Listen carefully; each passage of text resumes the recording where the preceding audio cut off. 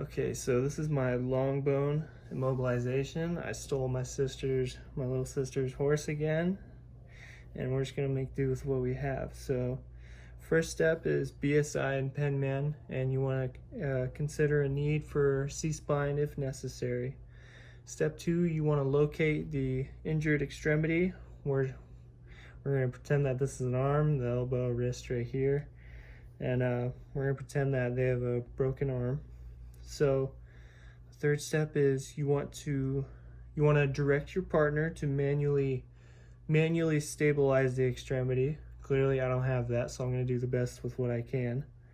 And the fourth step is you want to assess the bilateral pulse. So pulse above and below the injury. The motor function, so you want to have them like wiggle their fingers, for example. Sensory function, so if you can feel them, like pinching their finger, if they can feel that. And capillary refill.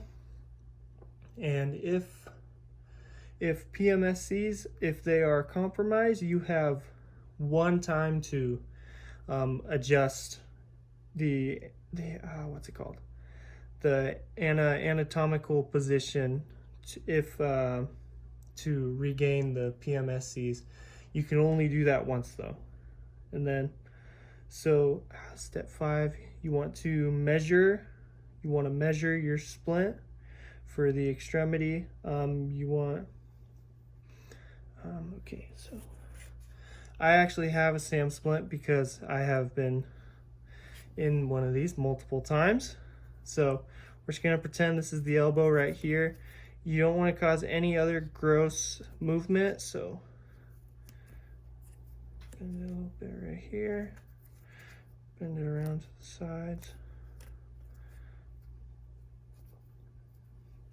There we go. And then clearly we're to step 6. After I measured it, we applied it to the extremity. I don't want to cause any other movement. I want to fill all the voids, so there's no any loose movement going on. When I'm securing the splint, I don't want to cover the actual injury site. So securing the splint, I have just one of these, a little overkill, but I'm just gonna use that.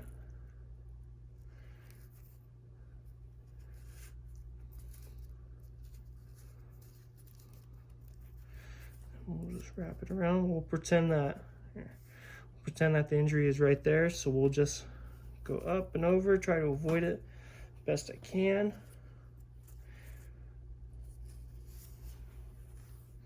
I don't want this to be super tight, just enough to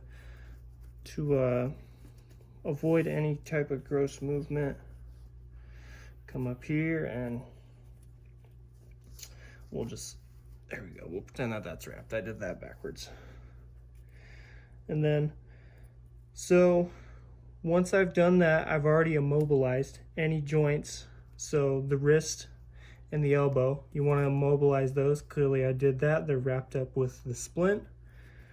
And you want to immobilize. What's next?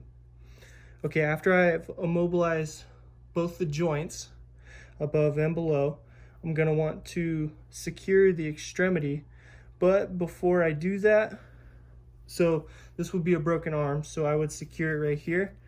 Before I do that, I would want to get them in a sling. So I have my knot in my corner. Clearly this is not going to be perfect because it's on a doll horse. There we go. We have that at the elbow. I want to bring it up. Well, it's a lot harder than I thought it'd be. Come up, and then you don't want it to be super tight. You don't want it to be uncomfortable for your patient. Bring it up. Secure it, tie a knot, good to go.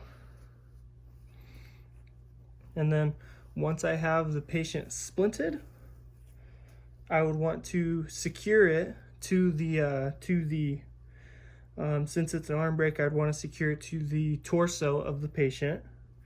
And I don't think I have anything.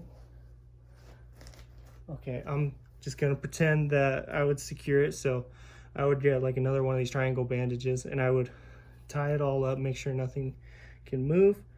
And if it was a lower extremity, I'd want to secure it to a backboard. And then after that step, I would want to reassess PMSCs. So bilateral pulse, motor function, sensory, and what's the last one? Capillary refill. And then the last step, I just want to assess a need for transport. And that's it. Thank you.